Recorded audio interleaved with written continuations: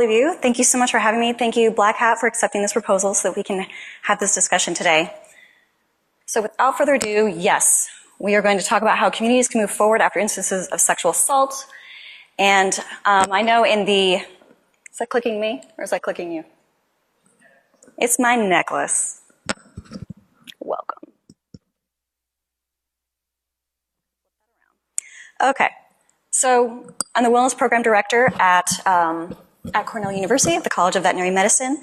And so just as a general heads up, I just want folks to know that we are going to be discussing, of course, issues of sexual harassment, sexual assault, rape, and abuse. And I just want folks to remember to really take care of themselves. These are topics that affect all genders, all orientations, all races. It is not discriminatory. So if you are feeling like maybe some of the subject matter that we talk about, even though we are going to focus more on what to do after incidences like this occur, we're not going to be delving so much into the actual incidences. But I just want folks to remember that, you know, if you need to look at a phone, if you need to kind of, you know, disconnect for a little bit, or if you need to step out, please do so. No one's going to be offended, least of all me, okay?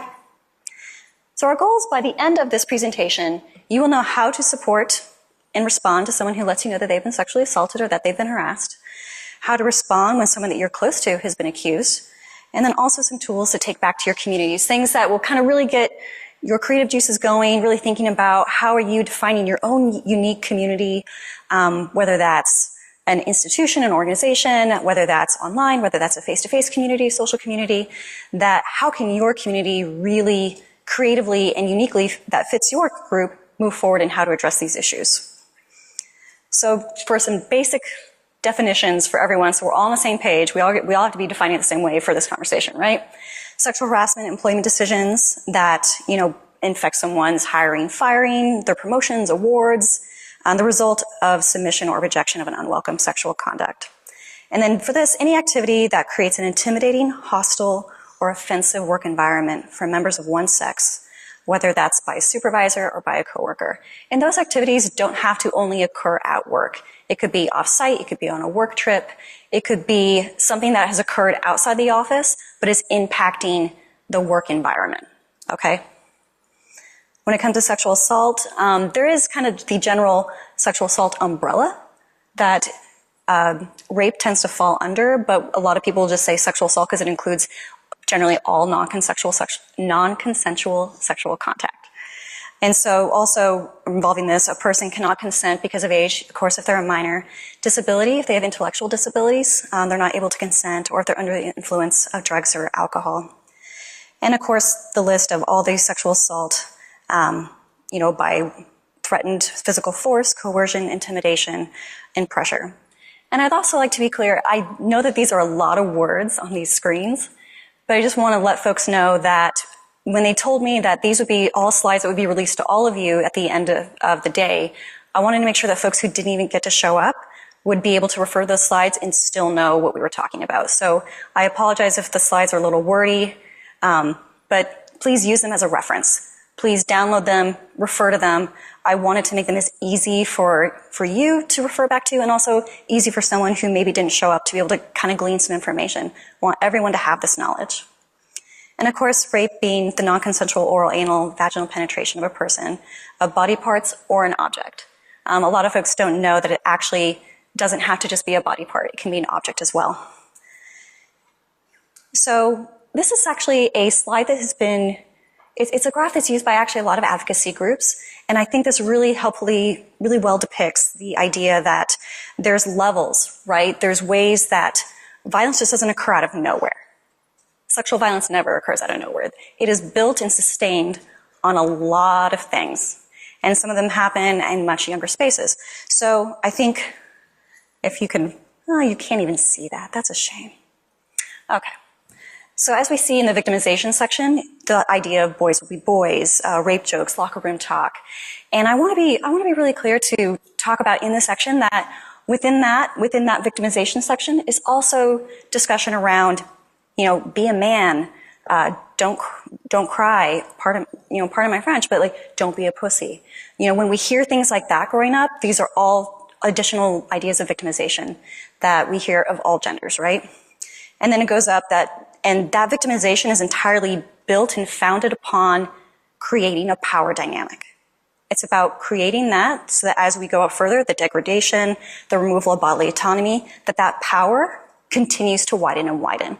And that's what sexual violence is about. It's about power. It's about control. And this all starts at a very early age, and it's, throughout our entire society, right?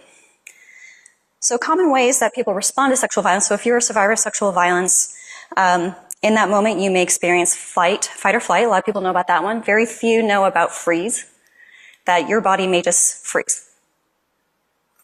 And things happen, and you're just like, I just couldn't move. I don't know why I couldn't move. I couldn't say anything, just nothing. I was just so shocked. I just was frozen. It's a very, very common reaction. Fear and anxiety, loss of control, nightmares, anger, trouble concentrating, depression, disrupted relationships. It's very common. Also, increase or decrease in sexual activity. When a survivor of sexual assault, after the trauma that's occurred, there tends to want to be a lot of distance, right? They want distance from the assault. And so sometimes that means a complete decrease of sexual contact. They don't want to go out. They don't want to see anyone. They don't want to go out on dates. They don't want to have maybe sex with their partner. And then there's some folks that distance for them is, I don't want the last time that any of that happened to me to be with that person. So they increase their sexual activity. And that creates the distance that they feel like they need. Very common coping strategies, right? Both achieving distance, both in different ways. And so we also have self-blame that occurs, along with disordered eating habits, other types of self-harm, and then withdrawal from activities. So how do we respond when someone tells us they've been sexually assaulted? So once again, I apologize for the wordiness, but I just really want to make sure that folks have this information. The unconditional support. You listen to them, you tell them that you believe them, you offer resources. Hopefully, I know that Black Hat has a code of conduct, so folks are kind of aware of what the expectation is. But at the same time, realize that there's other resources available in the community. There's resources that, are available digitally. There's resources available in person. And so knowing what is available is also really nice in that moment of, well, I know that there's this and this that you can go to. There's these people who are available to talk to. Also, don't press for details. Just sit there, say that you're happy to listen, and let them tell you what they want to tell you when they are able to tell you. Avoid the whys. There's no point, and sometimes they tend to come across as very blaming, victim blaming. Well, why did you go over? Why did you have drinks with them? All that seems to denote that there was these ways to avoid that you spending time with someone, having a drink with them, which is perfectly normal, that you should have somehow known, oh, that's not normal. And that's not the case, right? And it doesn't change what happened. It doesn't take anything back. Don't tell them what to do. Challenge the statements that they say when they want to blame themselves. Be like, no, it's not your fault. I had one person who they had gotten, they're at a bar, they'd had a little too much to drink, and they decided that instead of driving their car home, they were going to get a taxi, and they were going to get a taxi home. And so they called the taxi, got in the car, and they get to their home, and the taxi driver sexually assaults them in the back of the car. And they spent the next day being, why did I call a taxi? I shouldn't call a taxi. I should have just walked home. Like, why did I do that?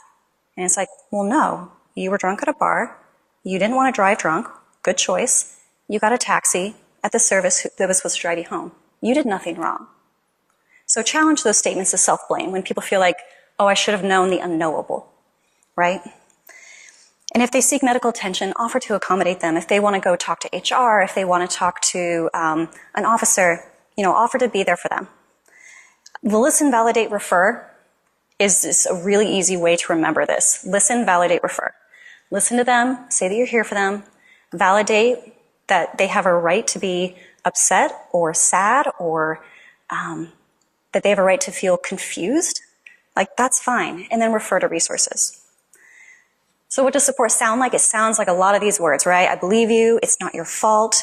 You're not alone. I'm sorry that this happened to you. I'm here to listen. I'm here to help. Sometimes we just want the language to know what to say, right? We just want to know what we should say. So if you experience sexual harassment in this sense, you're not alone, one. I think that the Me Too movement has really shown that we are not alone in sexual harassment and sexual assault. And that, reaching out to a specialized advocate who knows particularly about sexual harassment. talking to folks in the community that you trust, reviewing your company, your community, or your organization's protocols and policies so that you're well-versed in the sense that you know your rights, right? Like that's what you want to know. You want to know your rights. You want to document everything. It's really difficult at times to think back 6 months or a year after things have been going on for so long to remember everything. So documenting everything helps you just not have to remember everything for yourself. And if it's safe to do so, consider approaching the person who you feel is harassing you. If it's safe to do so, consider reporting it. Organize. Organize is also another option for folks. If you already know other folks who have been experiencing the same similar harassment, going to HR together, showing that unity, showing that solidarity, that this isn't a one-off situation, that this is known by several people. And of course, always please take care of yourself if you're experiencing sexual harassment.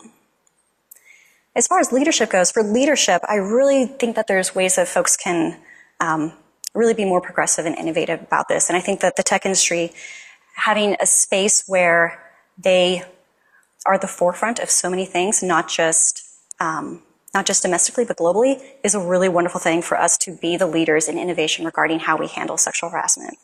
Adopting a clear stance, whether that's in a social online community that you have, or whether that's in a formal organization, have a clear stance. Make it very clear on all your platforms. Share it with everyone. Everyone should know what your stance is on it, what is okay and what's not okay. Take all your complaints seriously. Immediately support the victim. Train and teach community members at least twice a year about sexual harassment, what it is, what they can do about it, where they should go. I was shocked when I was talking with a group of employees and they said, they're like, honestly, I don't even know who I would speak to if a client that I had sexually harassed me. I wouldn't know who to go to. Do I go to my supervisor? Do I go to HR? Do I go, to an advocacy group? Do I go to, who do I go to? And so the fact that there is a lack of clarity for some groups about who they actually need to talk to is a concern. And monitoring as a leader, please monitor your community. Look for signs of sexual harassment. Take a really invested interest in addressing this. Inclusive hiring and recruiting practices, remember how I talked about that imbalance of power and that all things are kind of built upon that existing? Diversity and inclusion helps rebalance that power. And of course, consulting with experts for additional programming. So supporting a friend that's accused, that one, I think it tends to be more tricky, right? It feels more complicated. And I want to be the first to say, you are allowed to have complicated feelings about your complicated friends. You are allowed to do that. You're allowed to have complicated feelings about people who you love and people who you care about. But in this situation, to support a friend who's accused, go to your friend and ask them what happened. Just be like, hey, here's what I've heard. Here's what I've read. Here's what's going around. What's going on? Did that happen? Don't defend them blindly. I had a person in one of our communities that I previously worked at, huge community blow up regarding sexual assault. And a person accused his friend, and he immediately was like, he would never do that. He would never do such a thing. He's the kindest person on the planet. And got very vocal and very public about his defense of his friend. And later went to his friend and was like, can you believe this? Like, oh, and the friend, in the privacy of them together, the friend was like, no, man, I did that. I did that. And he just crumbled. And he's like, I defended you. And he goes, and then of course the person's like, I feel even worse about what I did, but now I feel even worse that you defended me and I didn't tell you. And so don't defend blindly. Go to your friend first. Don't be a rape or harassment apologist, because the problematic behavior, it doesn't matter how wonderful we all are. If we have problematic behavior, we need to hold ourselves accountable for it. It's not your role to be a detective. Some people really want to do that. They're like, well, I'm going to find out from this person what's going on here, what's going on here. Don't do that. Please, please, please don't do that. Just be there to listen. You're there to support your friend. You're not there to be Scooby-Doo. Don't Scooby-Doo this. And of course, violence and retaliation is not going to help your friend. It's not going to, if you get online and want to harass someone or try to be disparaging of the survivor who's making the accusation, it can only end badly. That's never going to go over well. And also that really hinders, if there's a process going on, that can really negatively impact that. So please, please, please don't do that. Another thing is to hold your friend accountable for the negative behaviors that they did. Don't let them make excuses. Don't make excuses for them to other people, and don't let them make excuses for themselves. You can support them without making a judgment about whether or not they did that. You can say, hey, I get that you're going through some stuff right now, that this all feels really heavy. Do you want to just hang out and watch a movie and eat a pizza? That's fine. You didn't make a single judgment about whether or not they did what they did. You can just be there to support and spend time with them. And of course, supporting them in ways that helps them offer restitution, that helps them find ways to seriously make efforts to not repeat the problematic behavior again. And also, educating yourself. I find that, particularly when we even talk about bystander intervention, it's like, oh, always help your friends, right? If you see your friends acting out, you go over there and say, hey, you got to cut that out. And you kind of help block your friends from making poor choices. At the same time, we're all part of this, right? The entire pyramid that I showed earlier, we've all been fed that. We all have times, men, women, doesn't matter. We've all been fed things in our lives that we have said to other people that haven't been accurate. And as we've grown and learned to do better, we need to be better. When we know better, let's do better. Okay?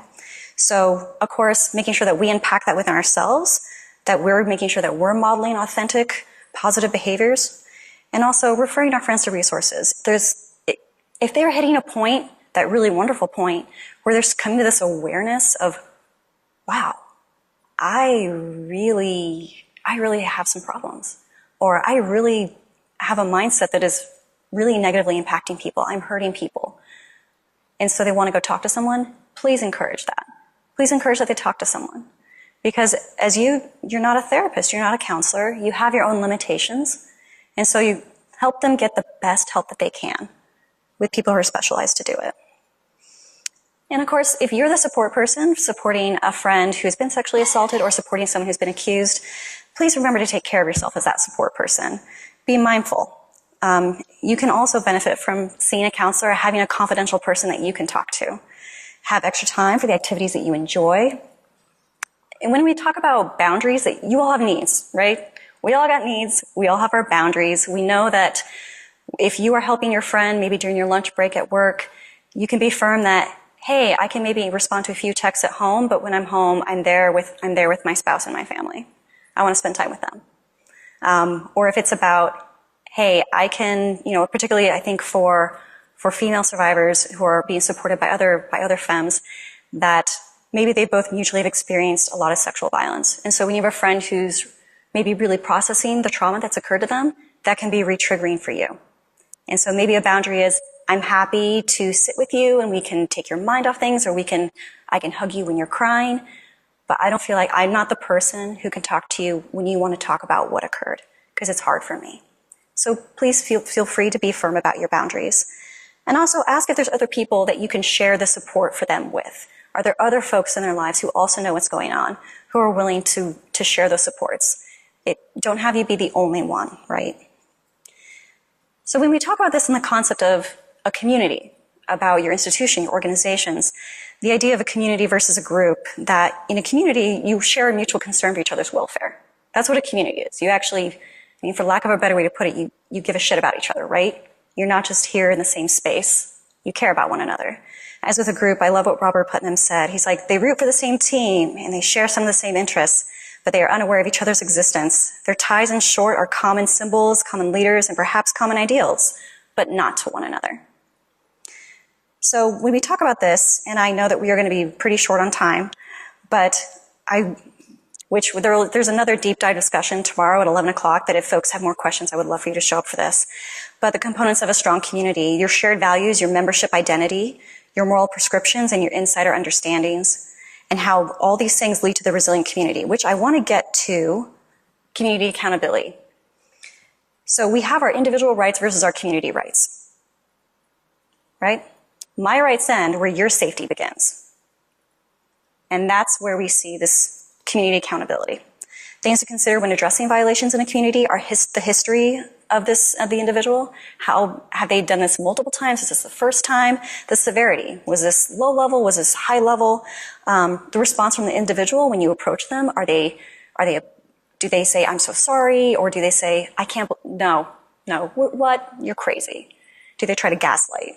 And then the wishes of the individual or the individuals who experience that negative behavior. And then also equity. If you're dealing with multiple issues about this, how are we viewing this? Are we setting a criteria for equity?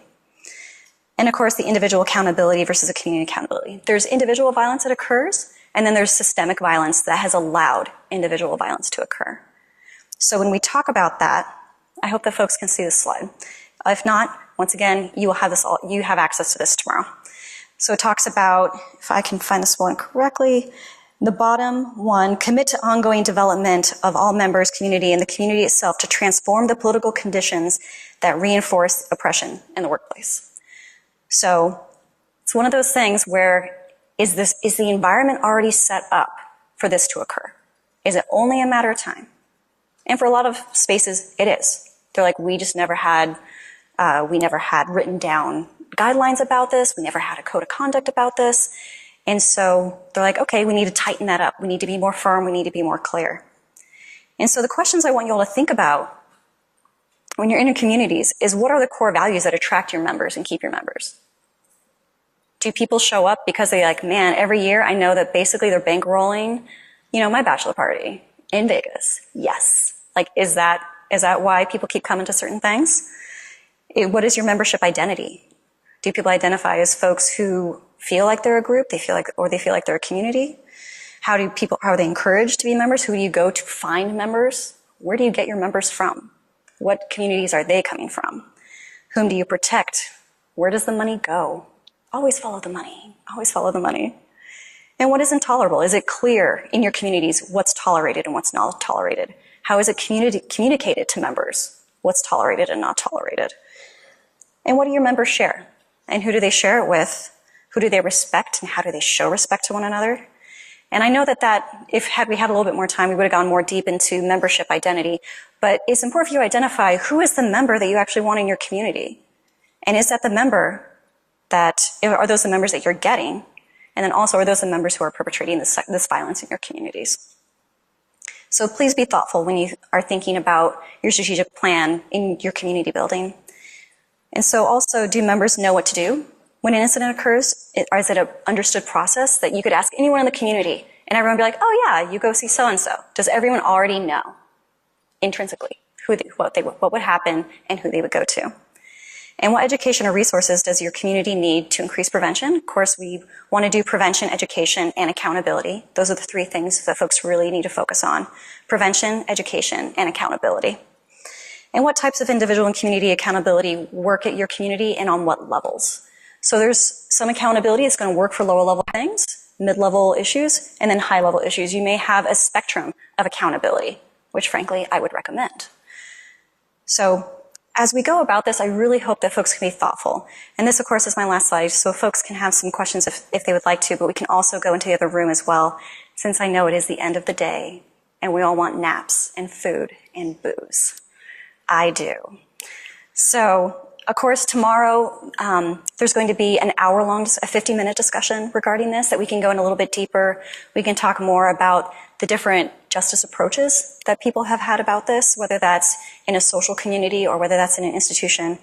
But just for folks to realize that this is, once again, sexual violence is not discriminatory. It is unfortunately very much impacting everyone. Okay? So thank you so much for really considering this issue. Thank you so much for coming. If you have any additional questions, please feel free to talk to me afterwards. I think we're basically out of time. I have 1 minute, then I shall grandstand. Okay.